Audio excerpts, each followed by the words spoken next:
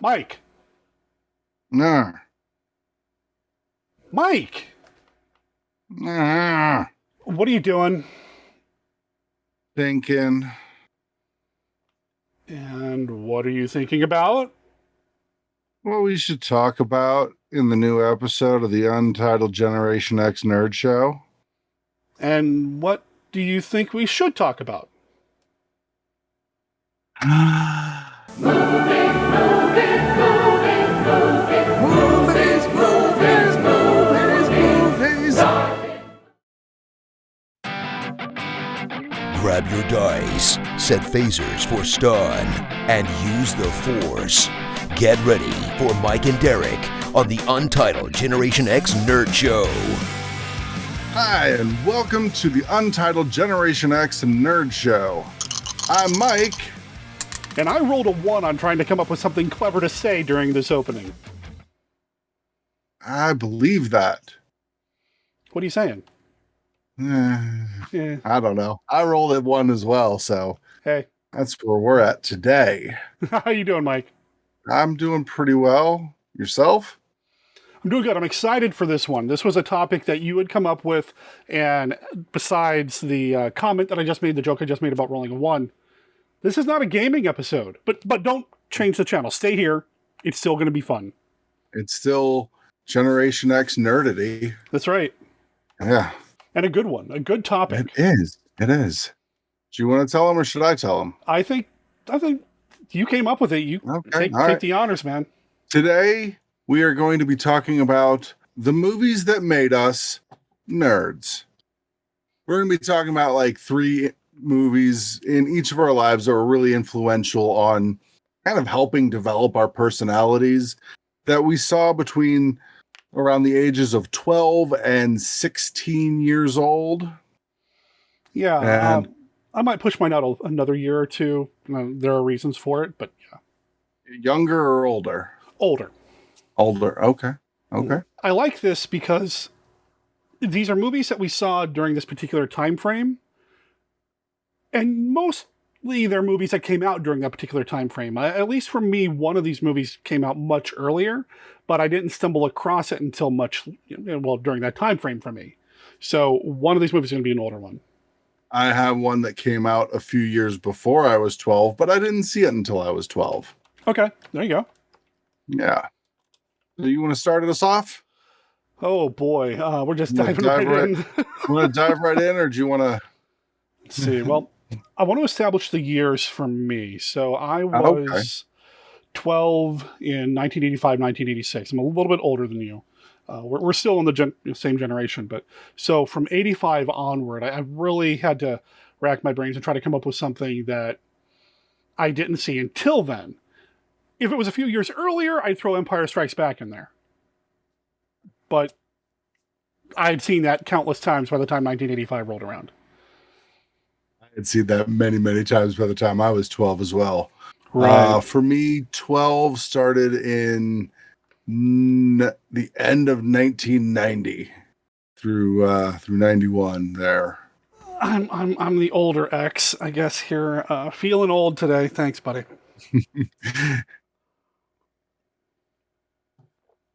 So, in terms of movies that I saw sometime between 1985 and probably around 1991-ish for me, maybe 92-ish for me, this is really the period in my life when I decided one of the things that I wanted to do with my life that I never really pulled off the way that I wanted to at this point in my life. So this is going to be a depressing episode. No. During this time in my life, I really wanted to be a filmmaker. I thought that's what I was going to be when I grew up. And I was going to make movies, specifically monster movies, horror movies, genre films. I was teaching myself special makeup effects and that sort of thing.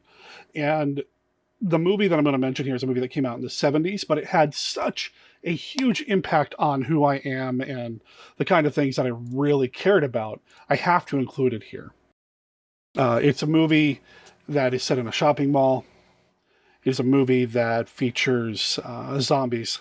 It's the original Dawn of the Dead. And I want to tell you exactly what moment of this film keyed me into this particular type of nerddom. There's a scene in the film where the characters have broken into the mall, but they haven't really gotten into the mall itself and fought a bunch of zombies. So they're still in the upper offices. And there's a shot where they're tossing cans of, I think, Spam, some sort of canned product, maybe even bottles, back to each other, back and forth. And I don't know why this was. I mean, I knew that films were not shot in the same order and that you see them in the screen. And I knew about all this stuff going into it. But for whatever reason, there's a shot where one character has something in his hand, tosses it to another character who's off screen. Camera cuts, goes to the character who's off screen, and it comes in from outside of the camera and he catches it. And for whatever reason, that particular cut, that transition, I don't know why that's so important to me, but it made me realize that movies can be shot completely out of order with not the same people on the same set at the same time. It just really kind of opened my brain in a weird scanner's way to make me understand filmmaking in a way that I never had before. And that really put me on a path that I wish had completed, and maybe someday I'll get back on that path. But in this case, it's a film nerddom that Dawn of the Dead, the original film, really started me toward. Does that make sense? Yeah. I get Is that what you're looking for here? I mean, you think that counts? I think that counts. I think that counts, yeah. Like, okay. My first pick doesn't kind of have that level of, well, that level to it. Mine's much more surface level. Okay. And helping just, well, not necessarily surface level, but help develop my sense of humor, especially through my early teenage years, and gave me something to work, like maybe not necessarily work towards, but yeah. My movie came out in 89 and I saw it sometime early in 1991. And that was Bill and Ted's Excellent Adventure. Oh, interesting. Okay. I would not have picked that for you. I have a prediction for one of yours, but that's not on my list. I loved Bill and Ted's as a kid. I went back and recently rewatched it, and for the most part, it still kind of holds up as being goofy, campy stuff, but it does have a few problematic scenes in it. You know, that just were part of life in the late 80s. Like, it's just how things were. They could have been better, but that's not where we were at as a society yet. Yeah, there were certain things that were not accepted, like a couple of dudes hugging each other. Yeah. Yep. Yeah. That's what stood out the most in my mind. Yeah. I mean, and it's probably not really all that great to go and leer at your stepmom's cleavage either, but dude, it's your mom, dude. Bill and Ted was really influential on my personality and my sense of humor coming up as a kid.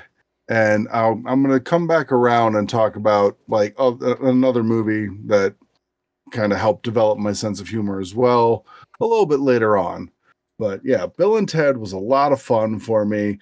I still remember the first time I watched it, and when they were back in medieval times and about to escape with the medieval babes. They open up the door, and there's the king standing there, and Bill says, "How's it going, royal ugly dudes?" And I fell out of my damn chair at that line.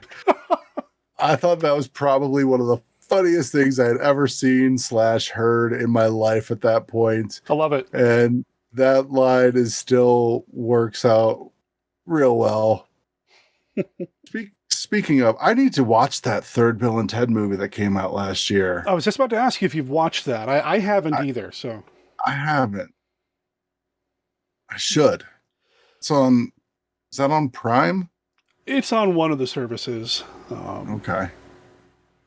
But yeah, I heard a lot of good things about it, but I just never got around to watching it because I spent a good chunk of last year just kind of lost in my own head. Well, I think a lot of us did, man.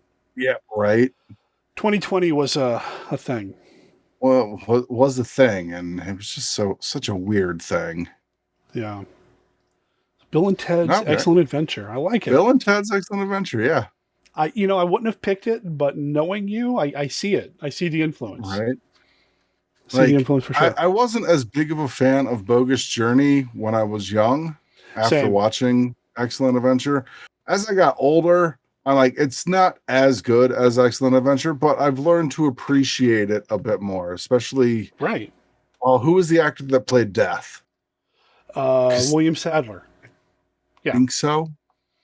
But he's great. You should put a graphic of him down below somewhere, because that dude just owned every scene that he was in. William Sadler. And he's great. He was great in that movie. Oh yeah. Yeah. Right on, man. I like it. Yeah. That was one that really had a big influence on me. How about you? Well, for me, I really wanted to put Conan the Barbarian on here, but I feel like I talk about Conan a lot. We talk about Conan. Yeah, well, I mean, it's a great film. It is a great film. Man, it had such a huge impact on me. Huge. But I talk about it a lot. I've got an upcoming episode of Monster Kid Radio where I'm going to be talking about it with Steve Turek from the Diecast Movie Podcast. We got to schedule that with him, the follow-up with him, where I'm going to do Conan the Destroyer on his show. But I want to stay away from that one. Instead, I'm going to go to another fantasy-like film. Not necessarily as grim and gritty and sword and sorcery as Conan the Barbarian, but it's definitely one that had a huge impact on me. It is one of the first, if not the first, VHS tape that I bought for myself. Hold on. Is it a sword and sorcery fantasy, but set in modern times? No. Okay. What did you think it was? Excalibur. Well, I was going to say Excalibur. Yeah, that's it. That's not modern times. Isn't it? No. No, which one am I? Knight Riders. That's the one I'm thinking of. Oh, no. I didn't see Knight Riders until much later, but I love that movie. Knight Riders. God, like Ed Harris, star of The Rock. Ed Harris. Oh, no. Star of The Rock.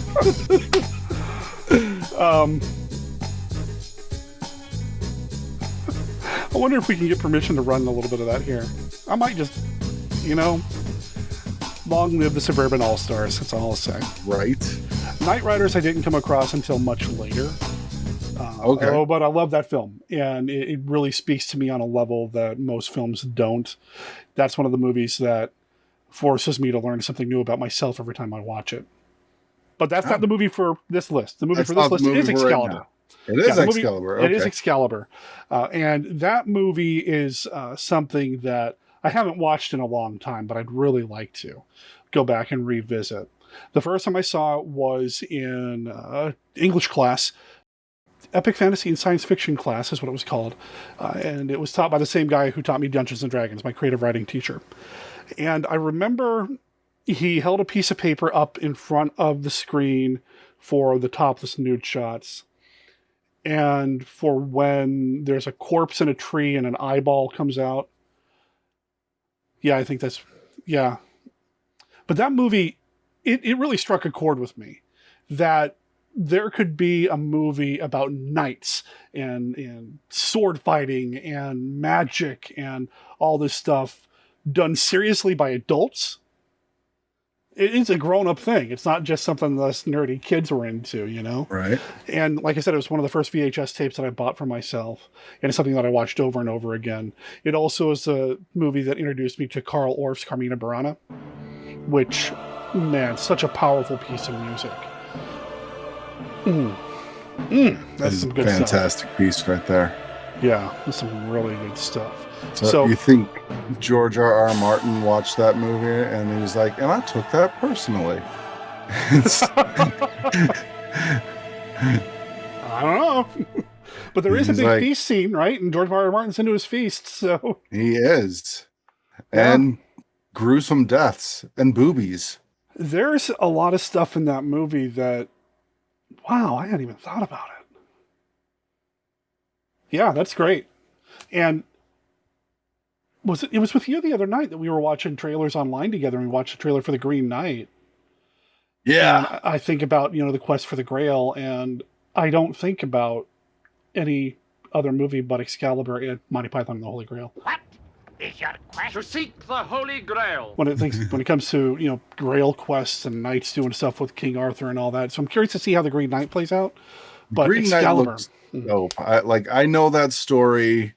I know that story actually from watching what was it? Joseph Campbell's PBS series.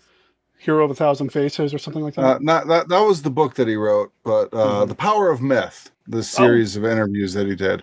Yeah, that's where I know the Green Knight from originally, and then I went on to check out the story myself. But we have diverged really far. So how did Excalibur help form Derek? So like what part did you latch onto to be like, yeah, that? Well, the music was a big part of it. And I've talked about this in pretty much every social media outlet that I've got, that I'm such a film score junkie anyway, and I love how music can impact a scene. And there still will be a Dice Monster Dice video about using music in role-playing games, I promise. I think the Camarina Burana, the Carl Orff, and I'm probably pronouncing that wrong, but the Carl Orff music really helped me understand music in a way that was deeper than how John Williams scores worked, that sort of thing. On top of that, it was an epic fantasy tale that had so much realism added to it. And I've always liked having a more realistic approach to my fantasy. And I think a lot of that stems from Excalibur. Okay. Like, what other fantasy were you watching around that time? Like Lady Hawk and The Princess Bride? Princess Bride, I've never seen Lady Hawk. Oh. Legend. The Never-Ending Story. Oh yeah, Never-Ending Story for sure. And I've only saw the second one. I never saw the third film. But some stuff that was relatively fantastic. Never-Ending Story? Right. Some stuff that was kind of fantastical, maybe a little lighthearted, or aimed at a more rounded family audience, whereas Excalibur was not. Right. Aimed at making sure the dad and the kid enjoyed themselves. It's not for kids, and there's a reason why Mr. Roberts tried to shield some scenes from us. Okay. Also, it's like, don't watch this part, children. This reminds me of something that I hadn't planned on talking about. Going back to when I thought I was going to be a filmmaker when I grew up. I don't know why we decided this was hilarious, but my buddy Jared and Jared was the one who really got me on this filmmaking path. And he was over at my place. We had Excalibur. I was really into Digital Underground. We I don't know where this is going, but we tried to edit all the Merlin scenes in Excalibur to the Humpty Dance. And it starts with somebody asking, and who is Merlin? I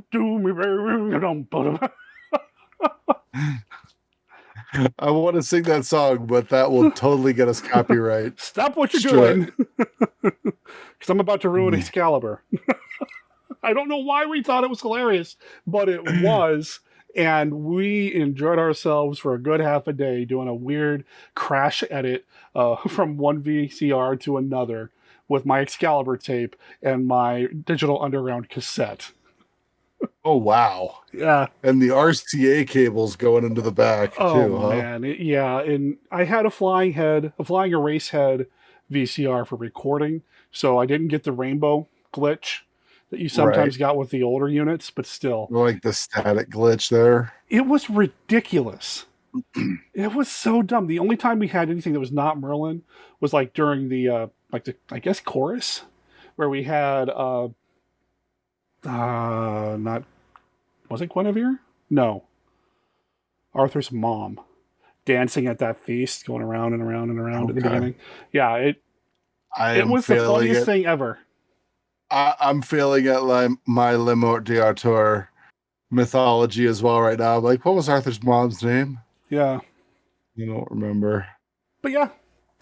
So it really had an impact on me in many amazing ways. Yeah, I guess it did. And who was Merlin? Got you started editing.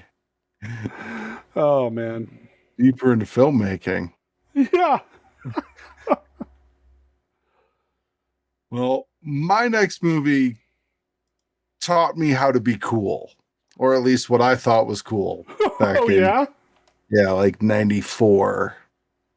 And that would be Pulp Fiction. I saw that movie, like, I was probably a bit too young. I think I was like 14 the first time I saw it, but damn, Vincent Vega was the coolest guy that I had ever seen on screen before. He was like Han Solo and Indiana Jones with a whole lot of bad language and a drug habit. Yeah? Yeah. When he got involved in the Jackrabbit Slims twist contest with Mia Wallace, I was like, that is a cool guy. And I want to be that cool someday. I mean, yeah, like 3 scenes later, he's dead on a toilet, but Okay. that's what you get for banging so much heroin. It makes you constipated. That's why he's always on the toilet in that movie. I thank you for clearing that up. It's a mystery In that I case- didn't know needed to be in- solved. In case you didn't know. But you look at John Travolta now and you're like, you never did heroin. How dare he pretend to do something he didn't do for a film? Wow. But yeah, like that movie, I really wanted to try to emulate that style of like talking like fast and with sharp, witty remarks and have that kind of banter going on in my life. And I know now that's not actually how people talk, but it's how they talk in movies. And Tarantino really kind of boiled it down to its essentials and just getting ideas across fast and witty. It was great. It wasn't the first R-rated movie I'd ever seen. Like I had seen Right. plenty before that. But like as far as helping develop my personality that I tried to portray throughout high school, then Pulp Fiction was a big part of it. I was like, yeah, I want to be that kind of cool. You're going to need to bleep this next line, but one time I tried calling one of my teachers a that didn't work out real well for me. Why did you do this? I don't know. It just seemed to be the perfect thing to say at the time. I got in trouble for that one. You think? Yeah. Oh man, that's incredible. Mhm. Going back to Suburban All-Stars again. Yeah. And the second reference to SAS. Wow. Those guys are gonna like if we keep talking about them, they're gonna have to have a reunion tour. Well, one of them's no longer with us, so if we do it one more time, he'll rise from the dead, right? That's how it works? I think we have to say his name while looking in the mirror. Nobody knows who Suburban All-Stars are except us. Absolutely not. Absolutely. Well, yeah. Well, going back to Pulp Fiction. Yeah. I am at a point now in my life where I got Tarantino'd out. Part of it was going to film school and being in multiple classes with a guy who I don't remember what his real name was. LJ is what they called him. LJ something or other. I worked with him at the video library for a little while, at the very beginning of my being at the video library store. And it That was wasn't at what it stood. MSU, right? Yep. And this wasn't his name. This is what it stood for, but LJ translated to Little Jimmy for some reason or other. And he didn't like that one bit. But he was a film school student with me, and he carried a picture of Tarantino around his wallet and would pull it out a lot and look at it and share it with people. We called people like him and some of the other people that worshipped at the altar of Tarantino Tarantinis. And by having so many Tarantinis around me, I think it kind of dulled the edges of Tarantino away from me. Because I loved Pulp Fiction when it came out. The reason I bring it up is because a few years ago, I Googled myself, and I feel like that's something that I'm going to continue doing because I want to make sure that the stuff that I'm involved with gets out there. Right. I found an old archive from when I was at community college in Cheyenne, Wyoming, and I was part of a horror emailing list, a listserv. Oh, wow. And on this listserv, I listed what I thought were the top 5 movies of the year. And I put Pulp Fiction on there 3 times. Because Pulp Fiction number 1, something number 2, Pulp Fiction number 3, something number 4, and then Pulp Fiction again. I apparently loved that damn movie. Oh, it wasn't just me. No, I thought it, and I remember we would even use it as like incentive to get things done. That old movie that I made, Chill, based on the role-playing game, the student film that I did, which I wish I had a copy of right now. I sat down in the morning and said, I'm going to finish writing the script, start to finish, in time to go see Pulp Fiction at the theater tonight at 7:00. And I pulled it off. Nice. Whew, that was a day. I had people coming by and bringing me food and all that. It was great. Like, circling back around to what you were saying earlier about Dawn of the Dead and how it made you realize that, movies aren't shot sequentially. Yeah. That kind of clicked into my head later on when we were starting to make movies here in Bozeman in the very late 90s and early 2000s. But yeah, Pulp Fiction is a perfect example of of that, like not shot sequentially and then edited completely out of order as well. Oh yeah, nonlinear storytelling. That's awesome. Mm-hmm. That whole kind of bouncing around the timeline thing. Sure. Yeah, that was probably one of the first times that I'd ever seen that in a movie, because you have a starting point, you have an end point, and you go from here to here in just a single line, whereas Pulp Fiction starts you somewhere in the middle, and then you jump back and jump forward, and then end in the middle again. Had you seen Pulp Fiction before you saw Reservoir Dogs?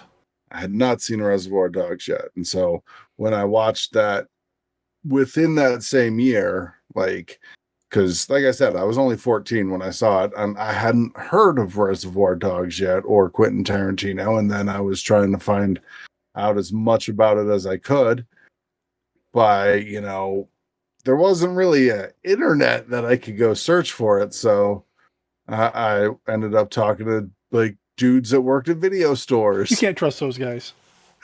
And they're like, if you like that one, you should check out his first movie, Reservoir Dogs. And I immediately rented it and watched it. And it was horrified and amazed all at the same time. Right on, man. Yeah. Mr. Pink bleeding out in the back of that car, just kind of. It's intense stuff, man. I haven't watched a lot of Tarantino stuff lately, but his earlier work, it's, even though I got very overwhelmed by a lot of Tarantino, Foxy Brown, was it Foxy Brown? Was that the one with Pam Grier? Yeah. That one got a lot of attention when I was in film school for whatever reason. But yeah, I don't know. It wasn't. Foxy Brown was one that I always wanted to see around when it came out, but then never got around to seeing until 15 years later. Yeah. Well, I have a number 1, but can I mention an honorable mention? Can I throw one in here? And it's your topic, sure. So okay. Sure, I'll throw one in as well. So this is tied into my first movie, Dawn of the Dead. It's a documentary. It's Scream Greats Volume 1, Tom Savini, Master of Makeup Effects, or whatever it's called. I think maybe it's just Tom Savini.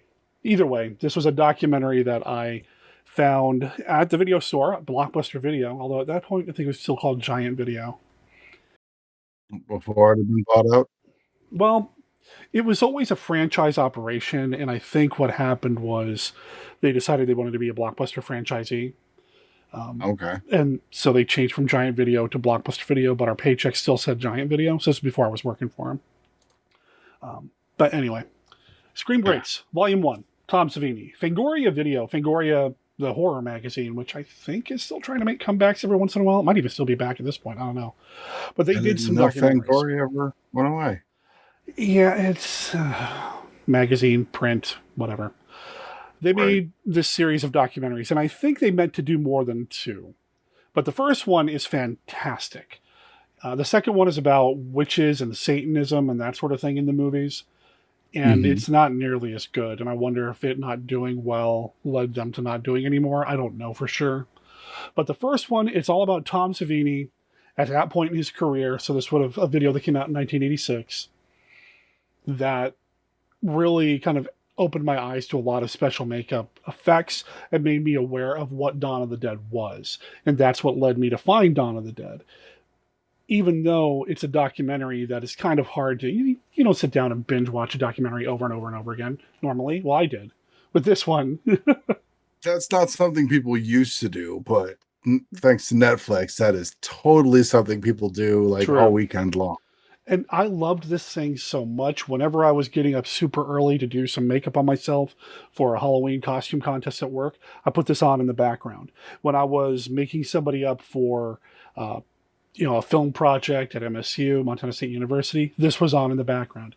This became kind of like my Bible, my guide to all of this stuff. And it's something that I kind of want to go back and rewatch now because I haven't seen it in so long. But he talks about Friday the 13th, part 1 and 4, Dawn of the Dead, Day of the Dead, Night Riders. That's where I first became aware of Night Riders and made me decide I need to see this film. So this is my honorable mention for that. I think I just had another one a second ago, and I'm drawing a blank on it. Ed Harris jousting from a motorcycle. That's right. Hey, man, it's good stuff. I love Night Riders. It just had its, 40th anniversary? And the George A. Romero Foundation Facebook page has been doing a number of interviews with cast and crew from the film, including Ed Harris.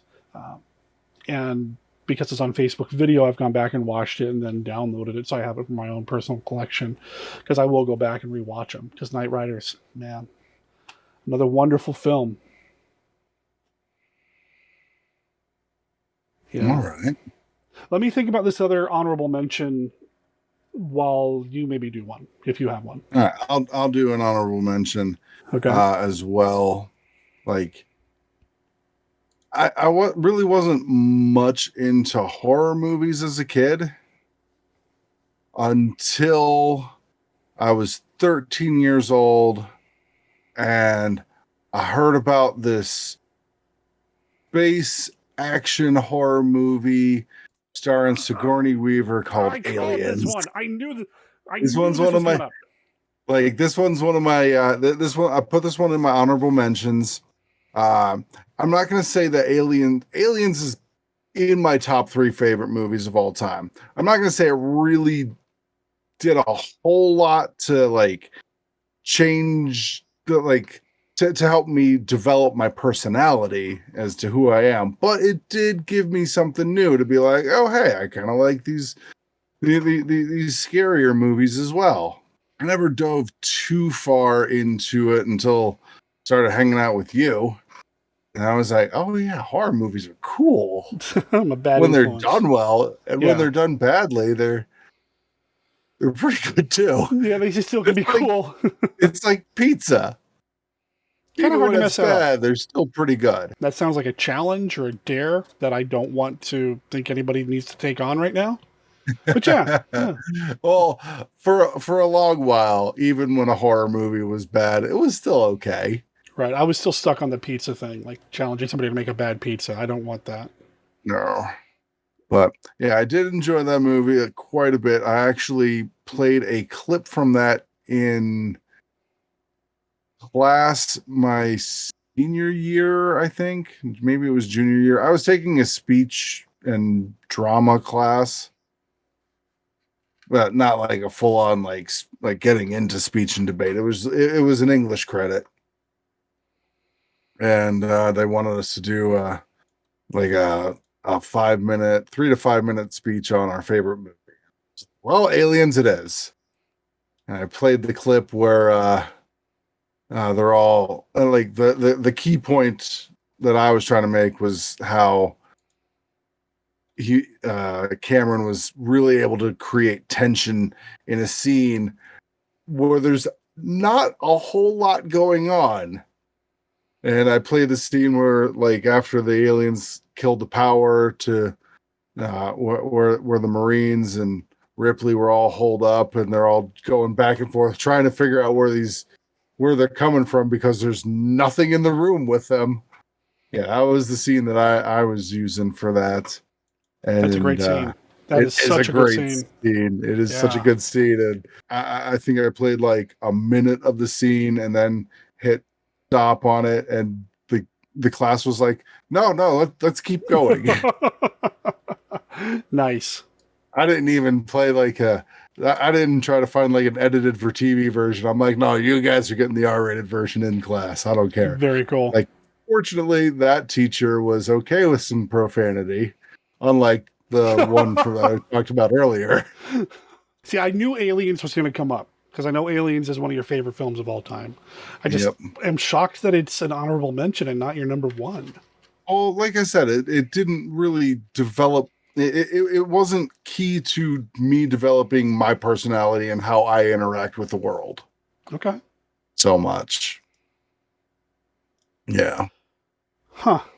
I love it. It's a great movie. Oh, yeah. I'll watch it again and again and again, and I'll be like, oh yeah, hey, I never noticed that tiny little detail, even though I've seen the movie probably 100 times. Yeah, I knew Aliens was going to come up at some point. I actually considered writing it down on a piece of paper and setting it aside so that when you brought it up, you know what I have on my list of notes here for my prediction for yours? What? Can you read that where it says Dawn of the Dead? Really? Yeah. Nice. Right on, man. All right. These are the show notes, ladies and gentlemen. I have 6 words written on this page. Hey, more than I got. I got nothing. As evidenced by the fact that I can't remember my other honorable mention. So I'm just going to skip ahead and go to my number one.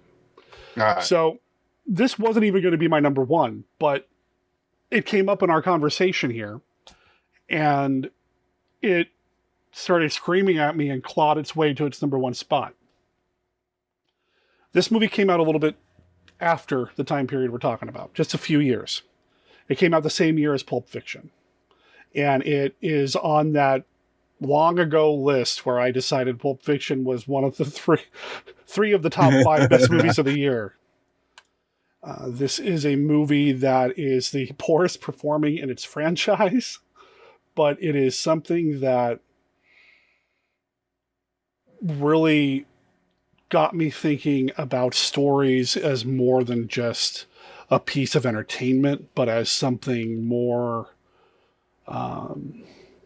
something grander, something that can be used to contain stories and a meta level, that things can happen on different levels and still be amazing. And I don't know if I'm really describing it well enough, but the movie I'm talking about is Wes Craven's New Nightmare from 1994. Okay. I was like, what came out in 94 that was part of a series that it was the worst one that can happen? Yeah. It's New unfortunate. Nightmare was amazing. I love that one. You know, I've even come around to the end. I remember when I first saw it, I was a little disappointed by the end because they're promising this huge battle between good and evil. And it's basically somebody getting pushed off the edge of something and that's it. But I still loved the film and I've come around and we watched the movie since then and it delivers for me on every level. It does everything to me that it's supposed to do and more. It is Wes Craven's commentary on his own work before he made Scream.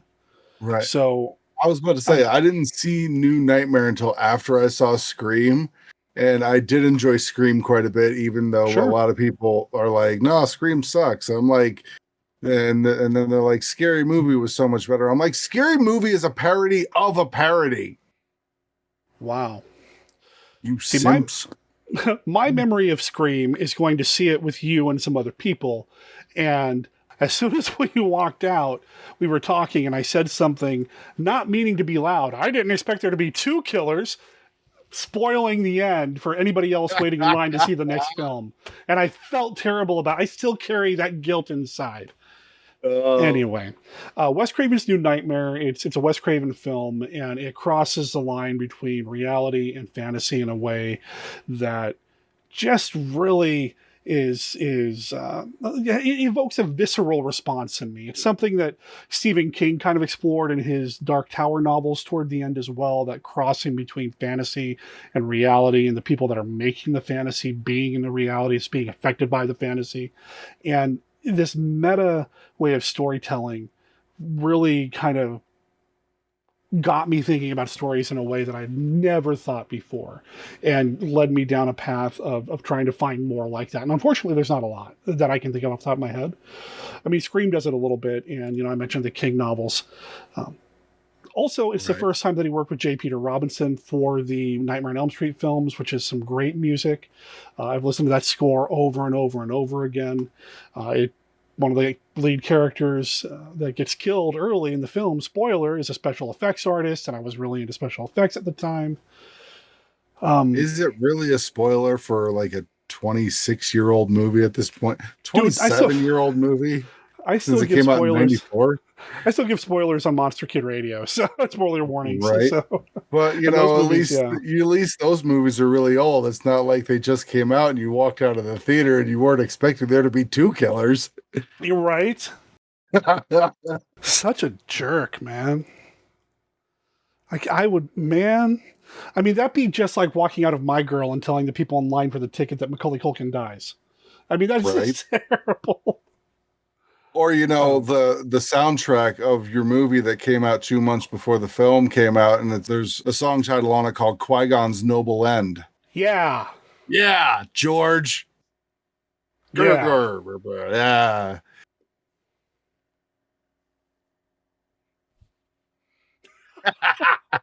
I think I just threatened George Lucas. I hope YouTube doesn't pull this for I don't bullying. think that was really, that's not much of a threat.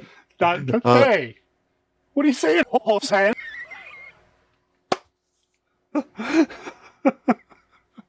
Like what you were saying about New Nightmare, because I didn't see it until after I saw Scream, I was kind of primed for the meta aspect of it, like thinking of like the movie within the movie. After watching what was it, Jamie Kennedy's character, he was explaining horror movies throughout a horror movie, and I was like, oh, okay, I get it.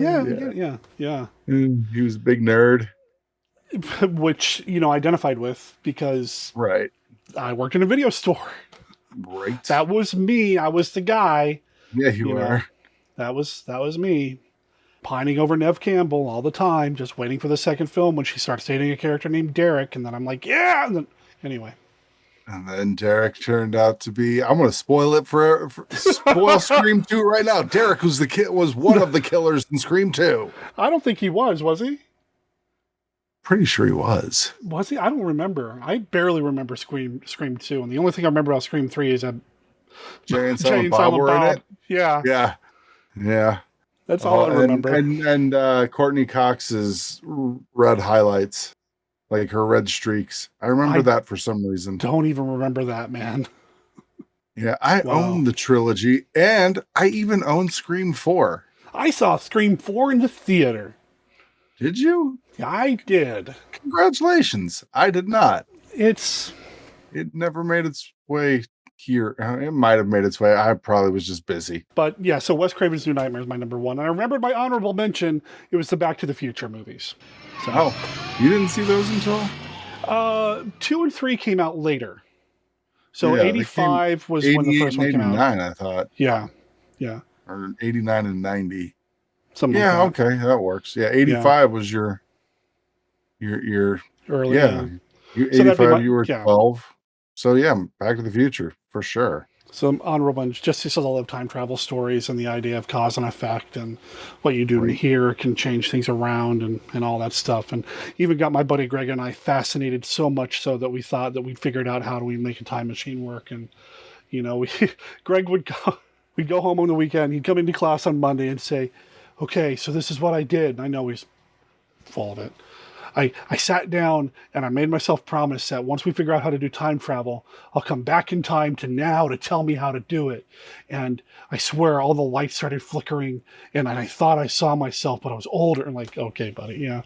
I wanted to believe him so badly because, man, time travel. Like, that is some solid storytelling there. What'd you say his name was? Greg. Greg. Solid storytelling. I wanted it so bad. We even hijacked our applied physics class to explain to the class how time travel works and how we would pull it off. It involved a black hole and a whole bunch of magnets. and faster than light travel. I remember that was a big part of it too. That is key to time travel. Because you just have to stabilize a black hole, walk through it, figure out where the wormhole is, pick that up, make it go faster than light until it's a different time. And then For sure. And the magnets are used to kind of keep it apart because you switch the poles and then they won't collapse. And what's your number one, Mike? Hold on. I don't want to quite leave Back to the Future yet because over the last year, I shared the Back to the Future trilogy with my daughter. She had never seen it. And we ended up watching all three of them over 3 consecutive nights. I was just kind of planning on the first one and seeing what her reaction was. And she liked it so much, she was like, "Are there more of these?" I'm like, "Yes, there are 2 more." And she's like, "Can we watch the second one?" And so we did. And we got done. We sat down, had a little conversation after watching the third one. She's like, "You know what? I like that first one the best." Well, it is the best one. You should. As you should. I think the second one is incredibly underrated, and the third one's fun. But in terms of excitement, and I'll go back and watch the first one over and over and over. Yeah, again. That first one is so perfectly paced, and just even now watching that end scene, Marty going from the dance, almost fading out of existence, going from the dance after watching his mom almost get raped. Awkward scene, by the way. Yeah. But the pacing though, from going from the dance to meeting with Doc and trying to get the car going and just cutting back and forth so fast, it just builds up the tension and excitement. And when he finally hits it going at the right speed, it's awesome. Brain explodes with how much happiness and excitement are happening. If you have access to it, and it's easy to get started because of the such scenario I'm about to build here. If you're running late for something, you've got to put your shoes on, find your keys, set this up, do this, do that before you head out the door. Guaranteed to make you go faster. Put on the Back to the Future music, not the opening scene, but that bit at the end. Yes. It is just ratcheting up and up. And Alan Silvestri, some of the best work I feel he's ever done. It's also stressful. It is. It really is. You gotta go, man. So yep. I feel that way about the Raiders of the Lost Ark theme. Sure. I can't drive and listen to that song at the same time. I will try to start running people off the road. Star Trek II Wrath of Khan. That score does it for me, especially at night on the interstate. Man, I just want to fly. So fast. Especially anyway.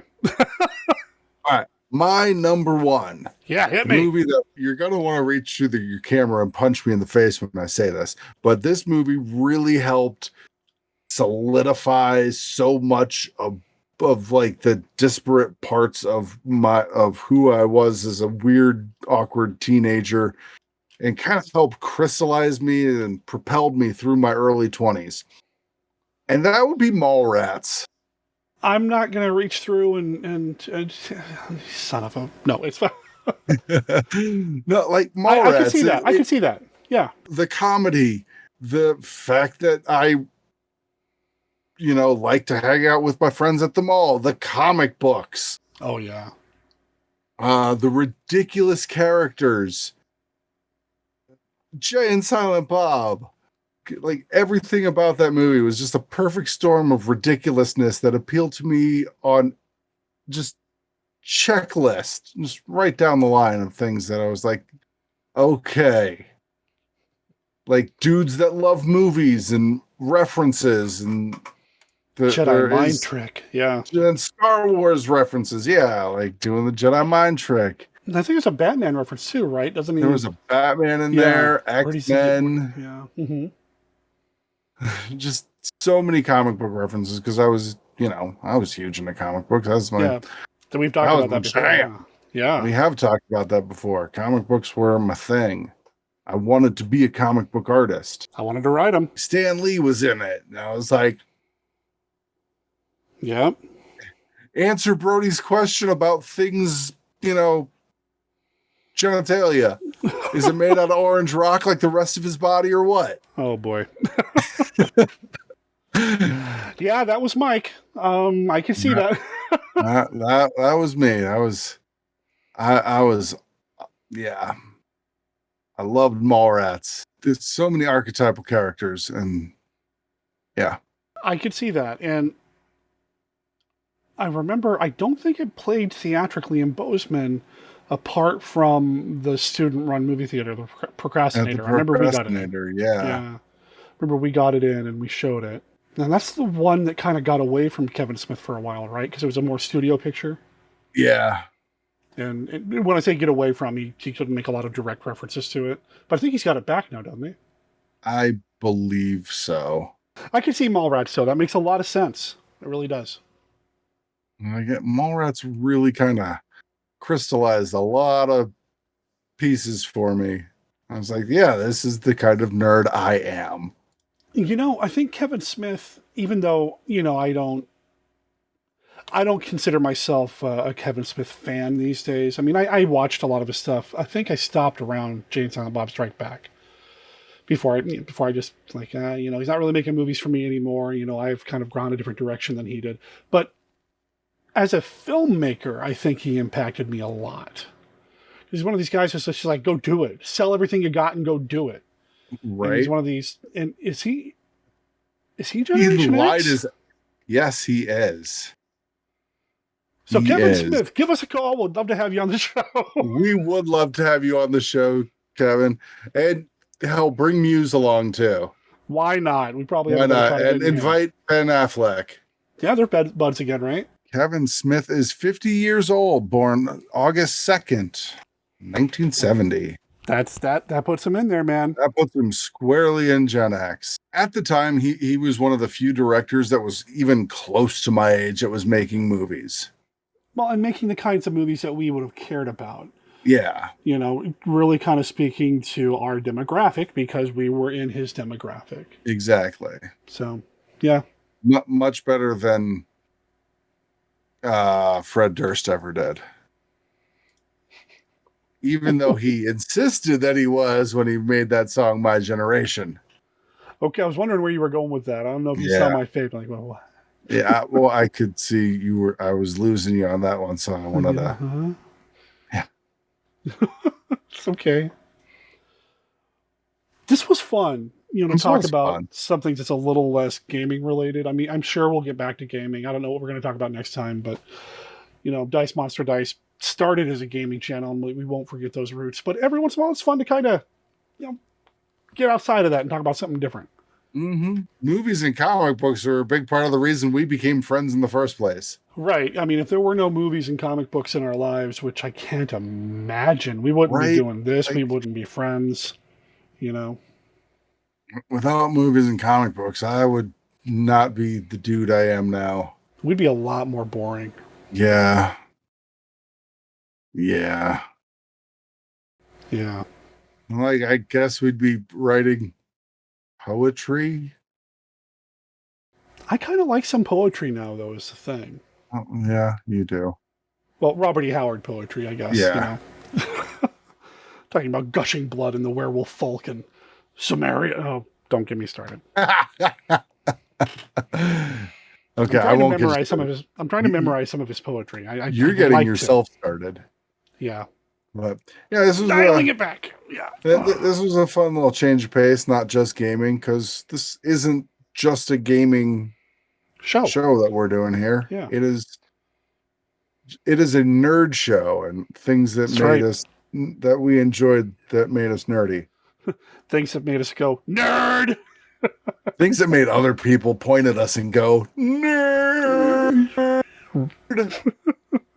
Right. All right, well, give us a like, give us a subscribe, ring our bell, do all that stuff. Do that YouTube stuff. Share this with your friends on the social medias and the stuffs. We need more views. We need more subscribers. We can only do that with your help. So please help us do that. We do need the more subscribers. We are shooting for what are we shooting for? Like 100 subscribers right now. Let me see where we are. Real time. Real time. Real time. Where are we on this? Where's the link? Derek forgot how to internet. Yeah, I forgot internet. We got 50 subscribers at the Dice Monster Dice YouTube channel. 50 subscribers. I'd like to see that get doubled here. Yeah, I would love that. And honestly, by the next time we do one of these. Oh wow, that'd be fantastic. Sure. We'll give you heart hands or whatever you need for that. Whatever the kids do these days. Until next time, I am Derek M. Cook. And I also rolled a one on coming up with something funny to say because I used them all up earlier. It's good that you get the ones out now, right? Right, yeah. Before we're in combat.